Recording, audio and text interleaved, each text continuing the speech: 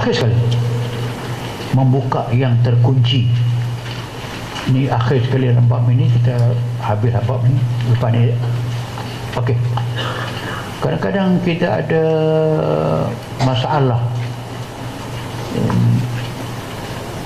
macam orang yang tak mau bercakap, mulutnya macam terkunci, ataupun memang sesuatu itu kita panggilkan minda tertutup, minda terkunci, tak, memang panggil mental block, tak boleh fikir, tak boleh buat kerja dan sebagainya.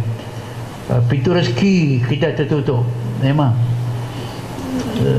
sah ada orang yang dia ikhtiar apa pun tak menjadi, berniaga apa pun tidak menjadi, dia pegang saja rosak, itu bagi rezeki tertutup. Masalah yang dirasakan besar dan tertutup jalan keluarnya, macam dia terkunci rasa tak ada jalan keluar. Apa sahaja yang jenis macam ini termasuklah hati yang tertutup. Hati yang tertutup melakukan amalan soleh. Tengok contoh, kenapa yang tertutup hati orang daripada nak pergi buat haji,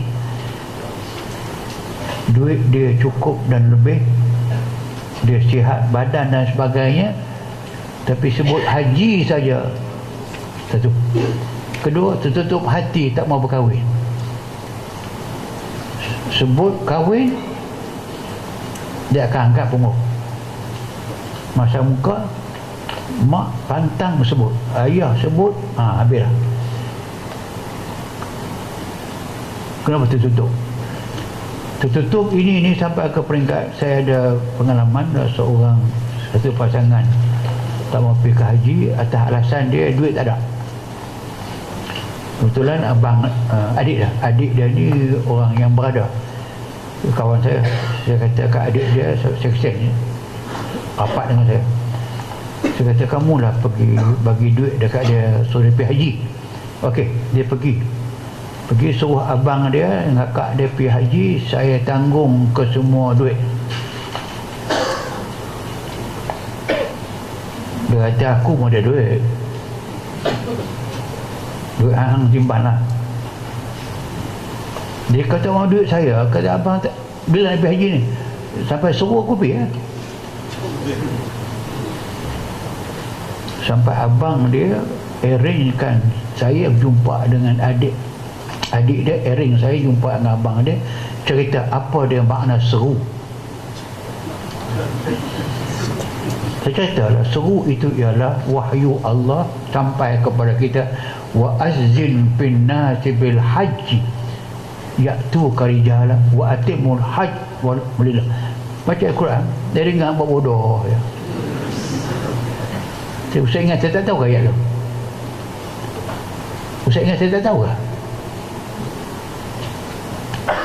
Saya kata, tahu tu satu, amalan satu. Kalau tahu sahaja tak beramal buat apa? Tahu apa? Nanti saya uruskan sendiri pergi ke haji. Dengan paksa saya dah duit, tak apa. Tahun itu cerita ni masa tidak kota macam sekarang ni. Kita kata package boleh. Okey. Rupanya dia tak mau pergi ke haji dan dia habaq dekat anak dia. Pergi habaq semula dekat Arundin tu. Dia jaga kubur dia, saya jaga kubur ayah. Dan anak ni betul-betul telefon kat saya, ayah pesan kata habaq Arundin, kata dia jaga kubur. Kata, saya habislah kewajipan saya. 3 hari kemudian dapat anak yang sama telefon kat saya. Ayah dengan mak pergi pasar malam, naik motor, langgar dia kereta, dua-dua meninggal. Allah, dia tak nampakkah yang Nabi sebut, man malaka zadan wa rahilatan. Saya baca, dia tak faham. Man malaka, sesiapa yang memiliki zadan, bekalan, duit, wa rahilah, kenderaan, tuballighuhu, menyampaikan dia ke Baitullah untuk kerja haji, pamata walam yahid, dia mati dalam keadaan tidak mengerjakan haji, mata yahudiyan au nasraniyan. Dia mati itu dia boleh pilih nak mati sebagai Yahudi pun ya, atau Nasrani pun ya. So, balik soal kita ni, so, mengapa hati tidak terbuka sampai orang nak bagi duit pun masih tutup?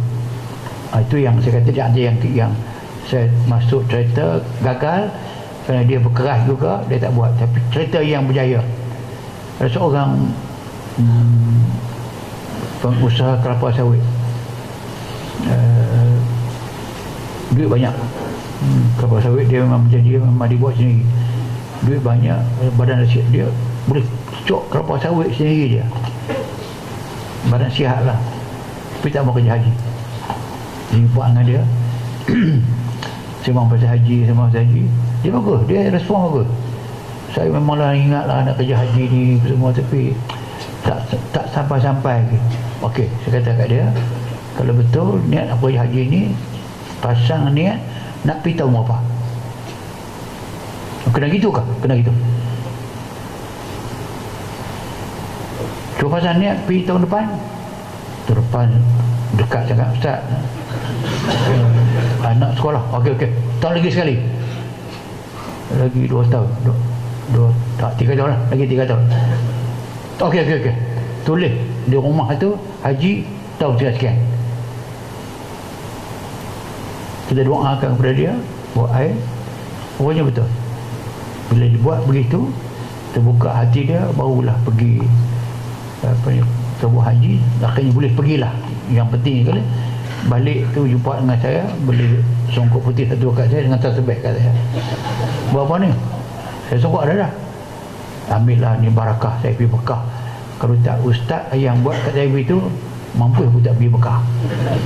Pasal apa? Pasal aku dengar cerita payah sangat. Punya mudah dia tak payah. Apapun ini ikhtiar yang studi antara banyak ikhtiar. Apa kita ikhtiar? Tu doa membuka yang terkunci. Tadi yang kunci itu macam hati tak mau kahwin, terkunci. Tak mau pergi haji, terkunci. Tak mau buat kebajikan, peluang banyak kebajikan.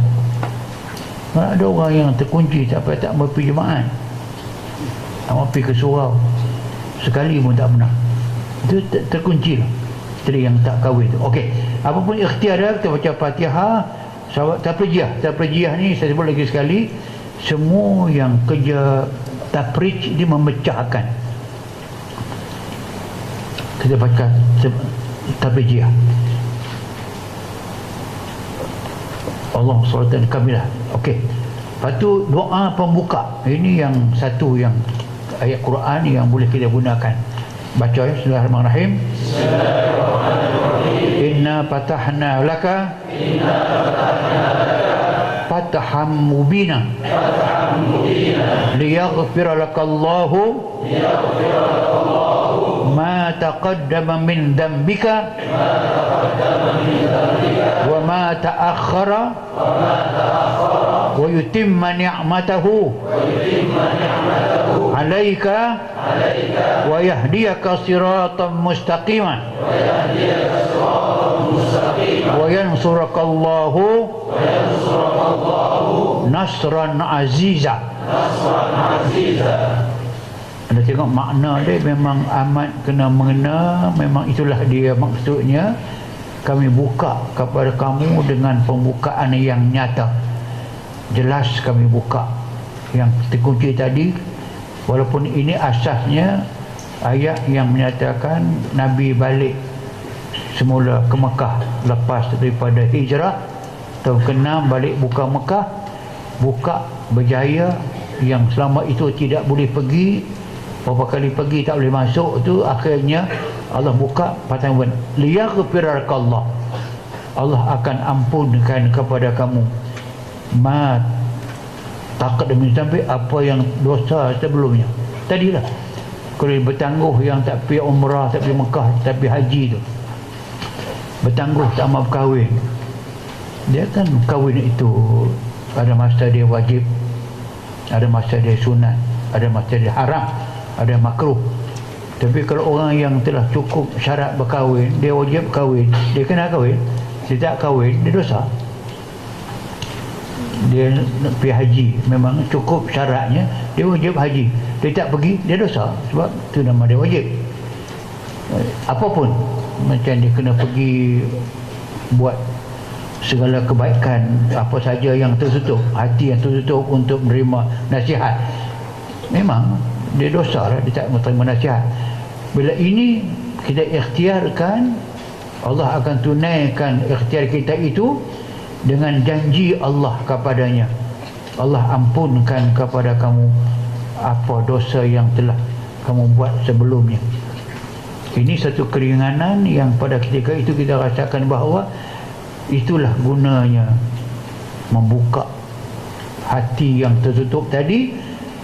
Bukan sahaja dosa yang dahulu Allah Ta'ala ampunkan jika dia patuh, wa ma ta'akhir yang kemudian pun Allah ampunkan, wa yutimma ni'matahu, Allah menyempurnakan kepada kamu dengan menambahkan nikmatnya kepada kamu, wa yahdiyaka, dia akan tunjuk kepada kamu hidayah, siratan mustaqimah, jalan yang lurus, wa yansurakallah, Allah akan tolong kamu, nasran aziza, pertolongan yang amat kuat.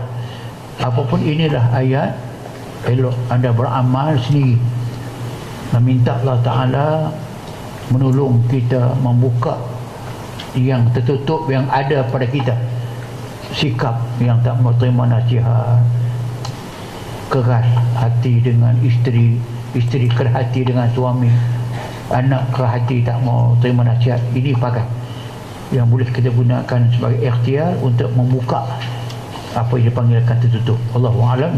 Buat di mana? Kita buat pada air. Kita buat pada air, dan air tu boleh orang tu minum. Saya banyak ni kes yang macam ni ya Allah. Satu bapak, dia tak mau kahwin anak perempuan dia. Saya ikhtiar pun dia tak mau kahwinkan anak perempuan dia, dia tak mau jadi wali. Sampai anak perempuan dia telah pergi berkahwin di Thailand. Bila dia balik, dia dapat tahu kata anak dia perempuan berkahwin dengan orang Malaysia lah, tapi di Thailand. Dia bawa kes itu ke mahkamah kerana kahwin dengan tidak pakai wali tidak sah. Dia wali, maka bercara menang anak. Kahwin itu sah sebab lebih 2 marhalah. Bapa tidak boleh tahan sebab anak itu ada bukti. Dia minta bapa dah, bapa tak mau bagi. Okey, dia appeal kes tu ke mahkamah tinggi. Dia salah di mahkamah qadi, appeal mahkamah tinggi. Bila cara mahkamah tinggi, bapa tu jumpa dengan saya, nak tolong, nak bagi menang macam apa. Saya kata dekat dia, saya kata bukan kes menang kalah, tapi kalau sudah saya mengatakan sah yang tadi tu, dia wali ini kalau dia berada dalam dekat 2 marhalah atau dia sembunyi wali bahawa tidak sah. Ni di Thailand lebih 2 marhalah, maka sah. Satu. Yang keduanya, dulu dia minta mengapa tak izinkan. Saya tak berkenan dengan calon suami. Dia nak kahwin siapa? Nak kahwin siapa? Kalau anak kita nak kahwin, dia berkenan, sudahlah, tak apalah. Anyway, dia kata okey, dia mau supaya anak ni mengaku salah. Mahkamah mengatakan kahwin tidak sah, baru saya nak kahwinkan dengan cara yang sah. Dia terbuka lah. Dia mula terbuka. Lepas tu saya jumpa dengan anak perempuan dia, gini lah. Saya kata kita buat balik lagi sekali. Dengan kes mahkamah tu tak payah bawa, bapa nak bawa, so anak lawan. So okey, bawa suluh. Saya baca ini, so dia baca, akhirnya suluh, maka berkahwin. Kahwin semula saya yang kena kahwin. dia sebagai wali, dia malu nak kahwin, dia wakil dekat saya suruh kahwin, Tok Qadhi membenarkan, maka saya kahwin. Ada 7 orang yang hadir kot. Yang pentingnya selesailah, baru terbuka. Dia tak nampak sama ini betapa dia tertutup hati dia sampai sanggup bergaduh, bercerai sampai nak berceraikan anak, wallahu alam. Apapun banyak pengalaman itu buat pada air dan minum air itu. Samping kalau orang tu terasakan dia sendiri yang keras, dia baca inna fatahna laka fatahan mubina. Ini suratul Fatah ini. Terlepas surah apa nama surah? Surah mana? Surah pembukaan. Al-Fatahi, Fatah mana buka. Inna fatahna, kami buka kepada kamu pembukaan nyata. Itu dipanggilkan ayat pembuka. Okey. Yang akhir bab 4 itu hanya gambar-gambar yang anda boleh manfaatkan. Sampailah kepada akhir bahagian buku ini, kita tamat buku ini. Kita akan sambung nanti insya-Allah pada buku yang ke